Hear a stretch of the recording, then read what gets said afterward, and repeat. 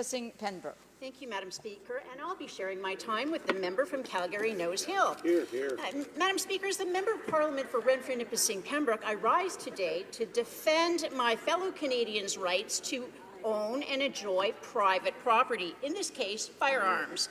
I oppose any efforts by the Liberal Party that would lead to another useless, wasteful, long gun registry. And I do so on behalf of my constituents and the tens of thousands of Canadians who are without representation from their local MPs on this issue.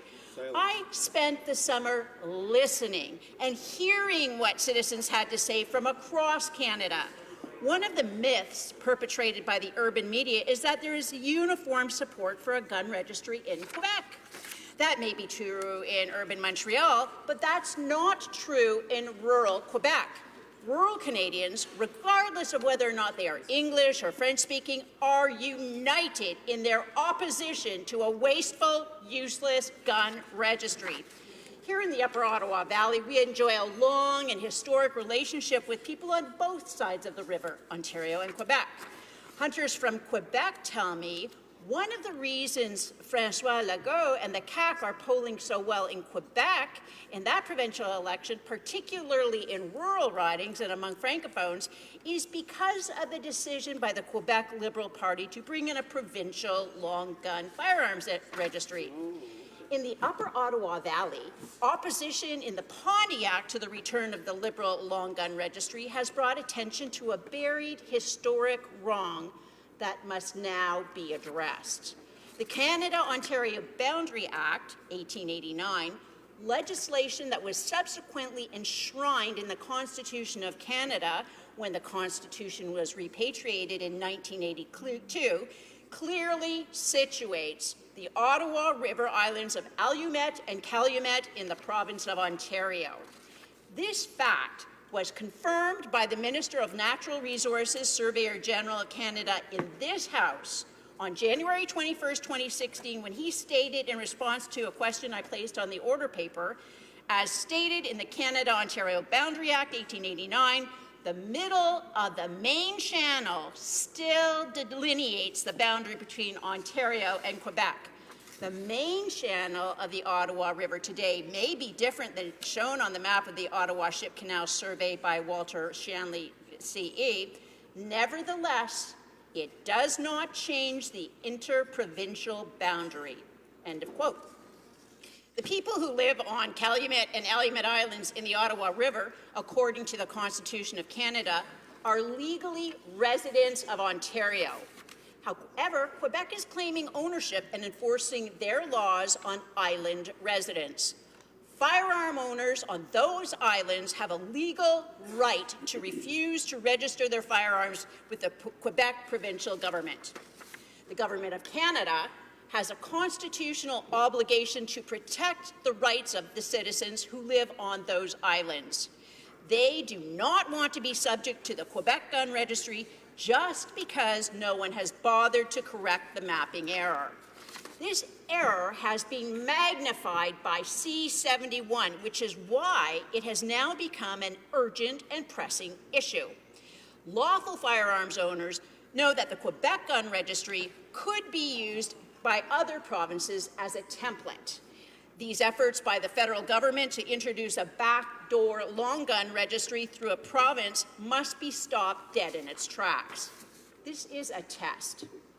If the Prime Minister is sincere about his respect for the Constitution, he will protect the rights of the Canadian citizens who live on Allumette and Calumet Islands. No more virtue signaling about notwithstanding clause. Bill C-71 is his problem that he created with this border crisis. Now he has to deal with it.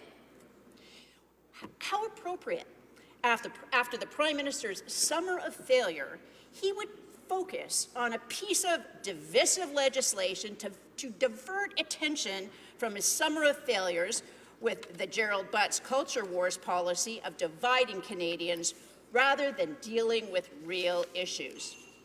Let's keep this simple. Bill C-71, larger segment of the population to alienate as we enter this final year before a federal election is called.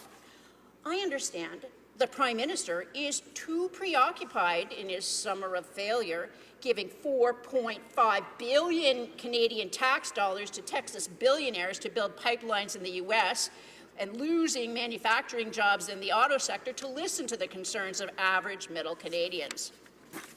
While Liberal MPs might have spent the summer hearing complaints about their government and Bill C-71, the fact this legislation is being rammed through this House demonstrates how ineffectual they are.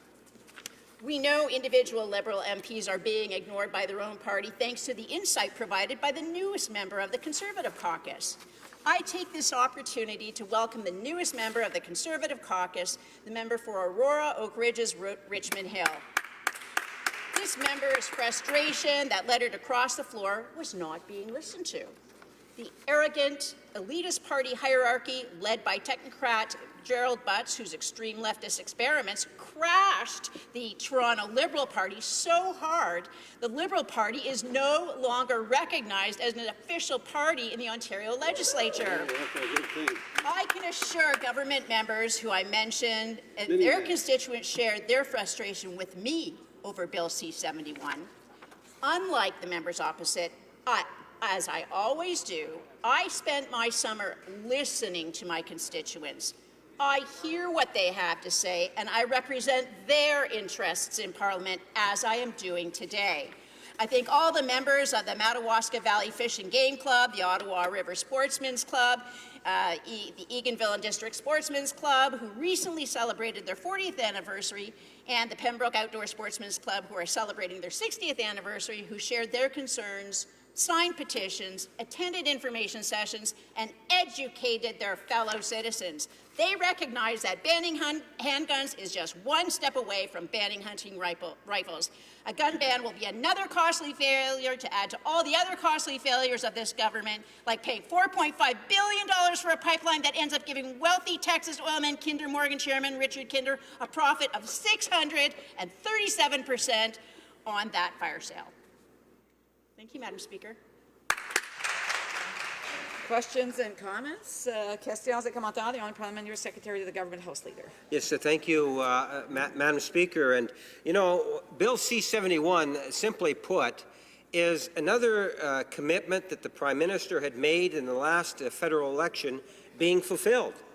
And, you know, the Conservatives are so out of touch with what Canadians really feel